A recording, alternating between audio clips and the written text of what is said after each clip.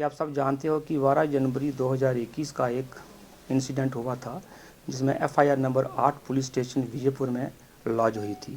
वो एफआईआर के कंटेंट्स इस प्रकार से थे कि एक 65 ईयर्स ओल्ड लेडी अपने एक रिश्तेदार के साथ पुलिस स्टेशन में 9:30 बजे के करीब 12 जनवरी को आती है और एक एप्लीकेशन लेके जिसमें ये लिखा हुआ था कि रूटीन की तरह रोज़ वो सुबह मॉर्निंग वॉक के लिए जाती थी और आज भी वो 6 बजे के करीब जब मॉर्निंग वॉक पे गई तो जब वो राया और सुचानी रोड पे मॉर्निंग वॉक कर रही थी 6 बजे के करीब दो लोग एक अननोन गाड़ी से उतरे और उन्होंने फोर्सिबली मुझे गाड़ी में उठा के डाल दिया। उसके बाद वो किसी अननोन जगह पे मुझे ले गए और वहाँ पे सभी ने मेरे साथ सेक्सुअल असल्ट किया, यानी कि फोर्सिबली रेप किया और उसके बाद मुझे छोड़ दिया गया और कहा कि आप अपने घर चले जाओ और मुझे किसी को नहीं बताने के लिए धमकाया भी और मेरे सर पे भी चोट की। इस रिपोर्ट के ऊपर एफआईआर लॉन्च हुई पुलिस स्टेशन विजयपुर में 376 आईपीसी और 323 आईपीसी की धारा के तहत तुरंत लेडी का मेडिकल करवाया गया और मेडिकल करवाने के बाद स्पेशल इन्वेस्टिगेशन टीम का गठन किया। Special investigation team SDPO Lavkaran की सदारत में एसएचओ विजयपुर और incharge women cell Meenu Sharma के साथ इन्वेस्टिगेशन स्टार्ट की। क्योंकि ये एक ब्लाइंड केस था, करने वाले अननोन थे, गाड़ी अननोन थी, तो पुलिस के लिए एक टफ चैलेंज था। लेकिन पुलिस ने कोई समय वेस्ट ना किए हुए अलग अलग जगहों में अलग अलग टीमें भेजी और उस एरिया में जितनी भी सीसीटीवी कैमराज की उपलब्धता थी उसको लिया और उसके फुटेज लेके उसका माइन्यूटली एग्जामिन किया।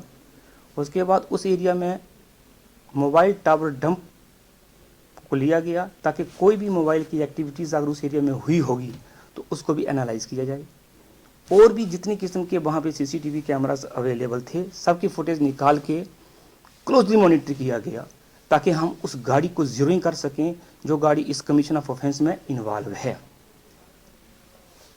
सीसीटीवी कैमरास की फुटेज के बाद और अपनी ह्यूमन इंटेलिजेंस गैदर करने के बाद हम इस निष्कर्षण पे पहुंचे कि जो गाड़ी इसमें इन्वॉल्व है वो ब्लैक कलर की बोलेरो है, पर क्योंकि रात का वक्त था तो उसका नंबर वगैरह कोई भी हमें नहीं मिल रहा था, तो हमने सभी ब्लैक कलर की बोलेरो हमारे डिस्ट्रिक्ट सांबा में, कठुआ डिस्ट्रिक्ट में और जम्मू डिस्ट्रिक्ट में जो भी हैं उनकी डिटेल एआरटीओ के दफ्तरों से हासिल की और सभी एसएचओज और आईसीपीपीज को ये हिदायत दी थी कि हमारे एरिया में जहाँ पे भी ब्लैक बोलेरो लगी हो उसकी तलाश की जाए, उसकी डिटेल की जाए।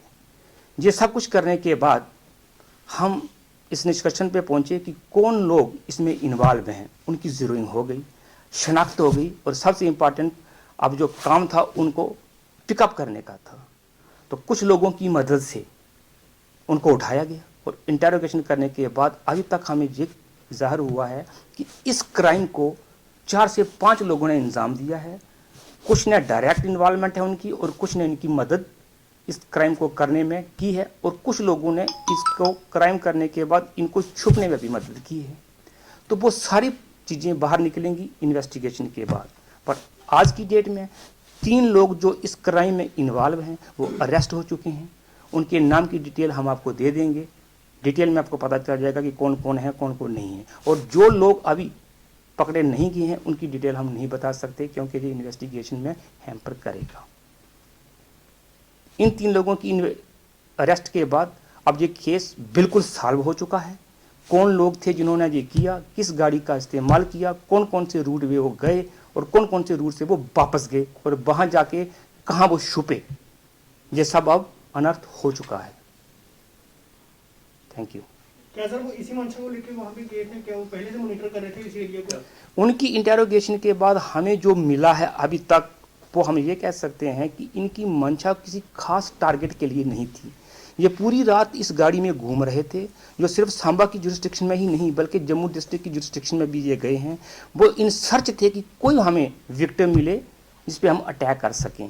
और ये जो विक्टिम 65 ईयर्स लेडी इसका शिकार बनी है वो एक बाई चांस है, कोई बाई नेम उनको ही टारगेट करने का इनका प्लान नहीं था। Any other question? इसके अलावा इन्वेस्टिगेशन में कोई भी चीज़ें आएंगी वो सब आप लोगों को बता दिया जाएगा।